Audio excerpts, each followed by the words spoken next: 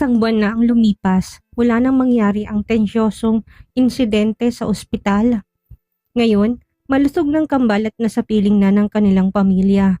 Mas naging masigla ang mansyon dahil sa halakhak at iyak ng mga sanggol na pumupuno sa bawat silid. Nakaupo si Rosario sa sofa ng sala, kalong ang kanilang munting anak na babae na pinangalan ng Aurora.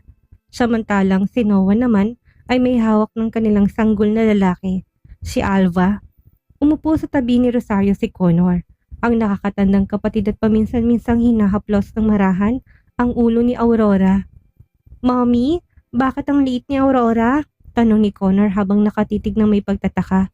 Ngumiti si Rosario at tinalikan ng noo ng anak. "Dahil mas maaga siyang ipinanganak kaysa sa tamang panahon, anak. Pero tingnan mo, malusog at malakas na siya ngayon, hindi ba?" Mariing tumango si Connor. "Pangako, aalagaan ko silang dalawa, mommy. Kuya na ako." Natawa si Noah at tinapik ang ulo ng anak na may pagmamalaki. "Yan ang anak ni Daddy. Dapat mahalin lagi ni Kuya ang mga nakababatang kapatid." "Tama." "Syempre," sagot ni Connor sabay tapik sa kanyang dibdib na wari isang kabalyero. "Kapag may nanggulo kay Aurora o Alva, ako ang mauuna." Nagkatinginan at sabay nang ngumiti sina Rosario at Noah. Ang makitang kanilang mga anak na malusog at masaya ang siyang pinakamahalagang biyaya para sa kanila. Mula sa kusina ay lumabas si Martha at narinig ang usapan. Sumama siya sa tawanan. "Kung ganon, kampante na si Lola kasi may bodyguard na tayo." "Si Connor," nakangiting tumango si Connor. "Oo, Lola, pero kailangan na maging malakas din si Alva. Kapag kaming tatlong magkakasama, panalo na." Ngumiti ng malapad si Noah. "Tama, kayo ang pinakamagandang koponan sa buong mundo." Mapagmahal na tumitig si Rosario kay Noah. "Sa wakas, magkasama na ulit tayo ng ganito. Naalala ko pa noong nagising ako sa ospital. Para bang panaginip lang, pero ngayon, nagpapasalamat ako na kasama ko pa kayo." Hinawakan ni Noah ang kamay ni Rosario at tinitigan siya ng malalim. "Ako rin, hindi ko alam kung anong gagawin ko kung hindi ka nagising noon." Napabuntong hininga si Martha, muling naalalang mga nakakatakot na sandali. Isang buwan na ang nakaraan. "Tama na, huwag na nating balikan. Ang mahalaga, ligtas at buo na tayong lahat ngayon." Tumango si Rosario. "Oo nga ma, ang gusto ko lang ay namnamin ang sandaling ito. Puno ng pagmamahal ang tahanan natin." Biglang gumalaw si Aurora sa kandungan ni Rosario at bahagyang humikab. Pinagmamasdan ng kanyang mga mata ang paligid. Saka dahan-dahang ngumiti. "Mommy, nakangiti si Aurora," sigaw ni Connor ng masaya. Nakangiting hinalikan ni Rosario ang pisngi ng sanggol. "Oo anak, masaya siya dahil napapalibutan siya ng mga taong nagmamahal sa kanya." Kumilos din si Alva sa bisig ni Noah. Hudyat na gusto niya na mas mapalapit. Inayos ni Noah ang kanyang posisyon at ipinatong ang bata sa dibdib. "Daddy, sino mas kamukha ni Alva? Si Mommy o kay Daddy?" tanong ni Connor ng may pag-usisa. Pinagmasdan ni Noah ang mukha ng anak. Sa tingin ko, namana niyang mga mata niya kay Mommy. Pero ang baba naman kay Daddy." Natawa si Rosario. Si Aurora, kamukhang kamukha mo nung sanggol ka, Noah." Eksaktong-eksakto." Tinitigan ni Martha ang kambal na may pagmamalaki. "Perpektong kombinasyon kayo ng dalawa. Ang mahalaga, malulusog at masaya sila." Tumango si Noah. "Tama ka ma. At nangangako ako, palagi ako nariyan para sa kanila. Para sa pamilya natin." Mahigpit na hinawakan ni Rosario ang kamay ni Noah. "Sabay natin silang palalakihin, Noah." Tinaas ni Connor ang kamay. "Kasama rin ako. Ako ang magiging pinakamagaling na kuya." Nagtawanan silang lahat. Sa araw na yon, sa mansyon na ngayon ay puno ng halakhak, binalot ng kasiyahan ng kanilang maliit na pamilya. Ramdam ni Noah na buo ng kanyang mundong kasama sina Rosario at Connor. Ang kambal na sina Aurora at Alva. Handa silang salubungin ng kinabukasan na may pagmamahal at ligaya. Kinagabihan, matapos makatulog ng mahimbing sina Aurora at Alva sa kanilang mga duyan, sa wakas ay nakaupo ng magkasama sina Noah at Rosario sa balkonahe ng kanilang silid. Malamig ang simoy ng gabi at banayad ang sindi ng mga ilaw sa hardin na nagbibigay ng payapang tanawin. Nagbuhos si Noah ng mainit na tsaa sa isang tasa at inabot yon kay Rosario. "Inumin mo, makakapagpakalma ito," wika niya ng marahan. Bahagyang ngumiti si Rosario, tinanggap ang tasa at dahan-dahang sumipsip. Sa wakas, makakaupo tayo ng tahimik na walang istorbo, sabi niya sabay tawa. Kapag natutulog ang kambal, mas payapang mundo. Natawa rin si Noah sa mahigpit na hinawakan ng kamay ni Rosario. Honey, may gusto kong sabihin sa'yo. Tumingin si Rosario kay Noah na may pagtataka. Ano yun? Huminga ng malalim si Noah bago nagsalita. Sa totoo lang, nitong mga nakarang buwan, palihim ako nagtayo ng isa pang kumpanya. Tinawag ko itong Connor Group at ngayon mabilis itong lumago at malapit nang umangat sa mas mataas na antas. Napakurap si Rosario. Tila nagulat. Ano? Totoo ba, Noah? May isa ka pang kumpanya? Mariing tumango si Noah. Oo, nagsimula ako mula sa wala. Kinuha kong ilang matatandang empleyado na nawalan ng trabaho noong bumagsak ang dati kong kumpanya. Nanalo rin ako ng ilang malalaking kontrata. At ngayon, matatag na ito. Naratiling tahimik si Rosario. Sinusubukang unawain ng lahat. Bakit hindi mo malang sinabi sa akin? Tanong niya na may banayad. Hindi galit kung hindi mas naantig. Bahagyang ngumiti si Noah. Gusto ko munang matiyak na matatag ng lahat bago ko ibahagi sa'yo. Ayokong bigyan ka ng hungkag na pag-asa. Ngayon panahon na para sabihin ko sa iyong magandang balitang ito. Mapagmalaking tinitigan ni Rosario ang asawa. Noah, hindi ko alam kung anong sasabihin ko. Nagulat ako pero proud ako sa'yo. Lagi kong pinaniniwalaan na makakabangon ka. Pero hindi ko inaasahan na ganito kabilis. Hinaplos ni daw mapisngi ni Rosario gamit ang kanyang hilalaki. Nagawa ko dahil sa'yo sa mga bata. Kayo ang pinakamalaki kong inspirasyon. Huminga ng malalim si Rosario. Pinipigil ang luha ng emosyon. So ngayon, pareho na tayong CEO ano? Ako sa kumpanya ko at ikaw sa Calco Group. Tumango si Noah. Pero mag-asawa pa rin tayo bago pa tayo maging CEO, tama ba? Biro niya. Napatawa si Rosario at binaba ang tasa. Siyempre, kaya anong plano mo para sa Kona Group? Hinaplos ni Noah ang kanyang baba sa tumingin kay Rosario na masigla. Gusto kong pasinayaan ang Kona Group sa lalong madaling panahon at gusto ko rin gawing pasasalamat yan para kay na Aurora at Alva. Ipapakilala natin sila sa mundo. Nagliwanag ang mga mata ni Rosario habang nakangiti. Magandang idea yan, isang malaking pagdiriwang, hindi lang para sa kumpanya mo, kundi para na rin sa ating pamilya. Tumango si Noah.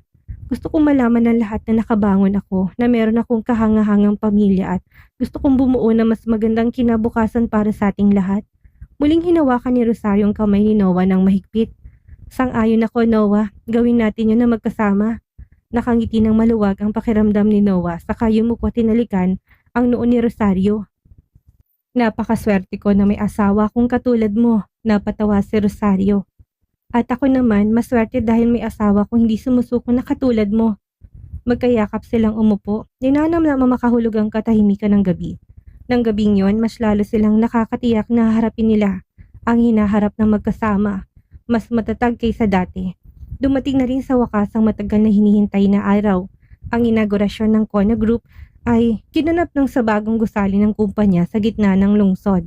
Dumalo sa okasyon ng iba't ibang personalidad, mga negosyante, mga kasosyo, pati na rin ang pamilya at malalapit na kaibigan. Sa pangunahing entablado, nakatayo si Noah na nakasuot ng itim na Amerikana, habang sa tabi niya si Rosario ay elegante sa kanyang navy blue na bestida. Sa pagitan nila, sabik na nakatayo si Connor, handang gampanan ng mahalaga niyang tungkulin ngayong araw. Umakyat ang MC sa entablado at nagsimulang magsalita. Mga ginoo at ginang, ngayon ay isang makasaysayang sandali para sa Calco Group. Matapos ang mahabang paglalakbay, ang kumpanyang ito ay sa wakas ay matatag na at handa nang pumasok sa bagong yugto. Upang formal na buksan ang kumpanyang ito, saksihan natin ang paggupit ng laso ng panganay na anak ng ating CEO, si Connor. Nagpalakpakan ng malakas sa mga tao. Lumuhod si Noah kay Connor at tinabot ang isang maliit na gintong gunting. Halika anak, oras na para maging bahagi ka ng kasaysayan. Tumango si Connor ng buong kumpiyansa. Sa dalawang kamay hinawakan niyang gunting at maingat na ginupit ang pulang lasong nakaunat sa harap ng pangunahing pinto ng gusali. Opisyal ng bukas ang Kona Group, sigaw ng MC na puno ng tuwa. Umalingaw-ngaw ang hiyawan at palakpakan sa buong lugar. Sunod-sunod na kumislap ang mga kamera na mga namamahayag at panahon na dumalo upang kuhanan ng mahalagang sandali. Pumalakpak si Rosario at ngumiti ng buong pagmamalaki. Connor, sobrang proud si Mommy sa'yo. Ngumiti ng malapad si Connor at mahigpit na niyakap si Rosario. Proud din ako kina Daddy at Mommy. Matapos ang inaugurasyon, pinagpatuloy ang programa sa pagpapakilala sa kambal. Sa isang espesyal na silid ng magarang inayusan, nakatayo si Noah at Rosario sa harap ng mga panauhin, buhat ang kanilang mga sanggol. Muling nagsalita ang MC, hindi lamang ang Kona Group ang ipinagdiriwang ngayong araw, kundi pati ng dalawang munting anghel na kabilang sa pamilyang ito. Mga ginoo at ginang, nandito sina Baby Alva at Baby Aurora. Nagpalakpakan ng masiglang panauhin, may ilan pang napabulala sa tuwa ng makitang kambal na mahimbing na natutulog sa bisig ng kanilang mga magulang. Noah, ang gaganda at ang gagwapo nila. Congratulations, wika na isang panauhing negosyanteng kapartner din niya. Salamat, tugon ni Noah na may ngiting puno ng pagmamalaki habang tinapik ang likod ng lalaki. Hindi napigilan ni Martha na nakatayo sa tabi nilang maiyak. Sa wakas, naipakilala ko na rin ang aking mga apo sa mundo, sabi niya na may luha sa mga mata. Mapagmahal na tumingin si Rosario sa kanyang ina. Sigurado kung lalaki silang puno ng pagmamahal, ma. Nagpatuloy ang kasiyahan sa hapunan at masayang kwentuhan ng mga panauhin. Ilang kasosyong negosyante ang lumapit kay Noah upang batiin siya, habang abala naman si Rosario sa pagtanggap ng mga bisitang gustong masilip ng malapitan ang kambal. Sa isang sulok ng silid, nakatayo si Connor na may hawak na baso ng orange juice. Lumapit ang isa niyang pinsan at nagtanong, Connor, kapag lumaki ng mga kapatid mo, ano ang ituturo mo sa kanila? Sandaling nag-isip si Connor bago ngumiti ng malapad. Ituturo ko sa kanila kung paano maglaro ng soccer, kung paano mag-drawing, at kung paano alagaan sina Mommy at Daddy. Nagtawanan ng lahat na nakarinig nito. Nang marinig ang sagot ni Connor, nilapitan siya ni Noah at lumuhod sa harap niya. Connor, alam mo ba? Napakagaling mong bata. Sobrang proud si Daddy sa'yo. Mahihain namang ngumiti si Connor. Gusto ko lang na maging mabuting kuya, Daddy. Ngumiti si Celine at hinaplos ang ulo ng anak. At nagawa mo na yon. Ikaw ang pinakamabuting kuya. Sa gabing yon, pinalot sila ng kaligayahan. Hinawakan ni Noah ang kamay ni Rosario ng mahigpit. Napagtanto na sa wakas ay nagbunga na ang lahat ng kanilang mga pinagdaanan. Hindi lamang ito simula ng bagong yugto para sa Calco Group, kung hindi pati na rin ng isang panibagong kabanata para sa kanilang mas kumpleto at masayang pamilya. Sa gabing yon, sa maluwag at komportableng pangunahing silid ng kanilang mansyon, nakatayo sina Rosario at Noah sa tabi ng kuna. Mahimbing na natutulog sina Aurora at Alva sa kanilang duyan, habang sa kabilang kama, payapang nakahimlay si Connor. Yakap-yakap ang paborito niyang laruan. Banayad nang ngumiti si Rosario, marahang hinahaplos sa mga daliring ulo ng kambal. Parang panaginip lang, hindi ba? Matapos ang lahat ng pinagdaanan natin, nakarating din tayo sa puntong ito. Niyakap ni Noah si Rosario mula sa likuran. Pinatong ang ulo sa kanyang balikat. Naalala ko pa kung gaano katigas ang ulo mo noon. Akala ko hindi na ako magkakaroon ng pangalawang pagkakataon. Napatawa si Rosario. Sino ba kasi nagsabi sa'yo na sirain ang tiwala ko noon? Napabuntong hininga si Noah, puno ng pagsisisi.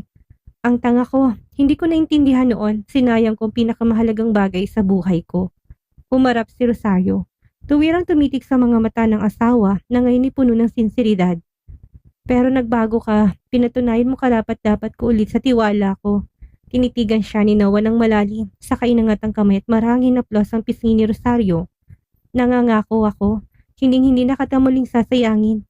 Lagi kitang iingatan. Ikaw, si Connor, sina Alva at Aurora.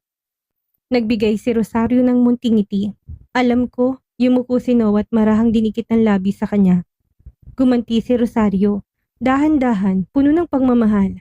Sa labas, maliwanag ang kislap ng buwan, wari nakikipag-celebrate sa kanilang kaligayahan. Dumampi ang malamig na simoy ng hangin mula sa bahagyang nakabukas na bintana. Nagbibigay ng kapayapaan sa silid. Tahimik silang nanatili, ninanamnam ang sandali. Wala nang kailangang sabihin. Malinaw ng lahat. Hinila ni Noah si Rosario sa kanyang bisig at mahigpit na niyakap. Salamat, mahal. Dahil sa'yo, naging mas mabuti akong tao. Dahan-dahang tumango si Rosario. At dahil sa'yo, natutunan ko magmahal muli. Ngumiti silang pareho bago tuluyang pinatay ang ilaw ng silid. Humiga sa kama at tinamasa ang pagkakaisa na matagal nilang pinagpursigihan. Wala nang luha, wala nang alinlangan, ang natitira na lamang ay ang kaligayahan na muli nilang natagpuan. Dito na po nagtatapos ang ating kwento. Maraming salamat po sa lahat ng sumuport at sumubaybay. Muli magkita-kita po tayo sa susunod pa nating mga istorya.